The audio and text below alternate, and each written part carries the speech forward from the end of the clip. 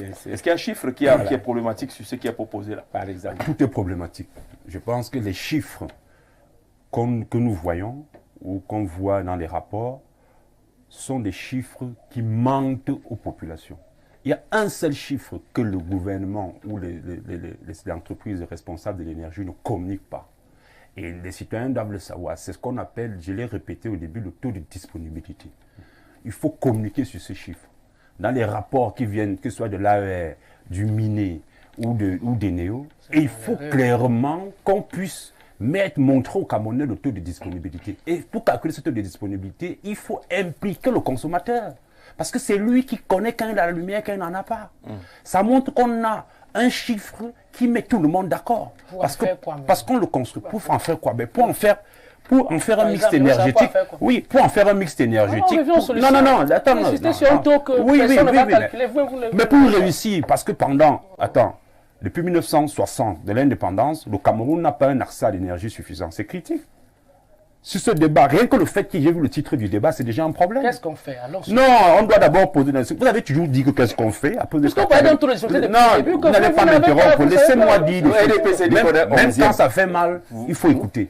Même quand ça fait mal, c'est même quand ça fait mal qu'il faut bien écouter. Et je dis alors, donc, ce qui est intéressant alors, c'est qu'il faudrait qu'on communique au Camerounais le taux de disponibilité, qu'il le réclame même dans les rapports étatiques. J'aimerais bien prendre le dernier rapport de l'AER et de voir le taux de disponibilité. Il connecte au réseau. Quand il connecte au réseau, dans son rapport, est-ce que les populations sont contentes? Est-ce que la lumière arrive? Vous voyez que tout est lié. Si l'énergie arrive chez le citoyen, l'AER, son travail est valorisé. La Sonatrel, son travail est valorisé. Eneo de la distribution, c'est valorisé. Donc, il y a un seul arbitre, qui est le bénéficiaire, qui est le citoyen. Mais quand on nous communique des taux, et il n'y a pas le taux de disponibilité, avez-vous entendu, avez-vous pris l'avis de celui qui consomme? La réponse est non. Parce que si vous avez pris son avis, vous ne pouvez pas faire le taux de disponibilité sans l'inclure. Et là, quand vous rentrez à la maison chez vous, vous appelez d'abord, est-ce qu'il y a le courant là-bas? Voilà, on te dit non. Et c'est pour ça qu'on a beaucoup de gens dans les bars. Parce que lorsqu'il n'y a pas la lumière à la maison, eh bien on va au bar. Moi, je connais beaucoup de gens qui s'arrêtent en route parce qu'il n'y a pas la lumière. Et c'est quand la lumière revient qu'ils rentrent. Bon, c'est étonne que les Camerounais vont boire. Ben oui, donc la lumière aussi répare aussi ça. Donc il y a une responsabilité aussi quand il n'y a pas de lumière. Parce que quand on rentre, on ne sait pas ce qu'on va faire. Les couples. Voilà, donc Jean-Jacques, je lui disais tantôt que je suis d'accord avec lui. Et je n'ai pas fini. Et aux solutions. La question du mix énergétique, non, attendez, monsieur, souffrez d'écouter. C'est pas quand ça fait mal qu'il faut déranger. Donc la question du mix énergétique est importante. Nous avons 10 régions au Cameroun, avec un potentiel renouvelable totalement différent. Yaoundé, c'est la ville à 7 collines. Alors je me pose toujours une question. C'est cette colline, on peut développer l'éolien. Pourquoi ne pas, dans tous ces projets... L'éolien, c'est avec le vent. Oui, c'est le vent. Il faut l'expliquer. Pourquoi dans cette colline de Yaoundé, on ne met pas les éoliennes là-bas pour produire le vent et alimenter Yaoundé? On n'aura pas besoin de réseau électrique de Songlou pour amener l'électricité à Yaoundé. Non, ça on ne le fait pas. Allons-y au sud du Cameroun, dans le sud. Nous avons à Kribi, par exemple. Nous avons la mer. On peut développer l'éolien offshore, c'est-à-dire dans la mer. Et ces projets d'éolien offshore que je viens de citer vont garantir une disponibilité permanente pendant les moments où il y a le vent dans la mer, à tout moment, le jour comme la nuit.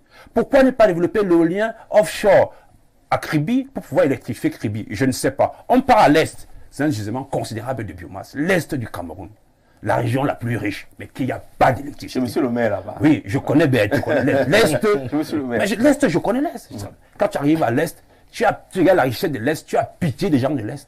Tu te dis, mais attends, il y a l'or, il y a tout. Pourquoi ne pas développer des centrales biomasse à l'Est pour rendre l'Est autonome? On n'aura pas besoin des lignes de transport de Sonloulou pour amener l'énergie à l'Est. Et l'Est, il y a la biomasse à gogo. Mais l'Est, on ne le fait pas. Est-ce que c'est les expériences qui marchent ailleurs? Mais bien sûr, bien sûr. Je prends le cas, comme le Cameroun. Oui. Ne réinventons pas, allons-y. Quand tu regardes, je prends le cas du Maroc. Je ne cite que les pays d'Afrique. Le Maroc a basé son électricité sur la mini-hydroélectricité, essentiellement. Et le solaire. Le Maroc a le phosphate. Le Maroc n'a pas de pétrole comme l'Algérie. Il n'a pas de gaz. Donc le Maroc, c'est un pays qui n'a pas de gaz, dont son énergie est essentiellement basée sur la mini-hydroélectricité et le solaire. Exactement la même géographie dont le Cameroun regorge. Aujourd'hui, le Cameroun, qui est l'Afrique en miniature, qui est l'un des rares pays au monde à pouvoir développer tout le potentiel renouvelable. Le soleil ne manque pas. Le soleil ne manque pas. Le vent ne manque pas. La géothermie ne manque pas. C'est-à-dire que les nappes phréatiques, quand vous allez au Mont Cameroun, on peut faire les sources de la géothermie, on ne le fait pas. La biomasse, on peut le faire. À l'ouest, il y a beaucoup d'élevage. Le biogaz, on peut développer. On ne fait pas tout ça. Alors quand je regarde souvent, nous au Parti écologique, on se pose la question, mais comme quelqu'un vient de le dire, est-ce que les gens qui nous dirigent sont sérieux? Parce que quand vous voyez tout ça, vous vous posez cette question. Et on se rend compte que non. On voit les projets qui sortent. Qu'est-ce qui motive de multiplier des gros barrages alors qu'on vient, nous verrons tous ici, de dire avec un langage totalement différent, mais à la même conclusion, ils ne produisent pas ce qu'on attend. Mais c'est de l'argent public. D'accord. Non, mais vous avez dit ça. Vous avez dit. Vous avez dit dans d'autres mots. Vous avez dit. Oui, vous avez dit. Vous avez m'expliqué pourquoi ça ne donne pas la puissance qu'on attend. Vous avez expliqué pourquoi. Alors, bonsoir le panel. Vous posez un problème hyper sérieux pour les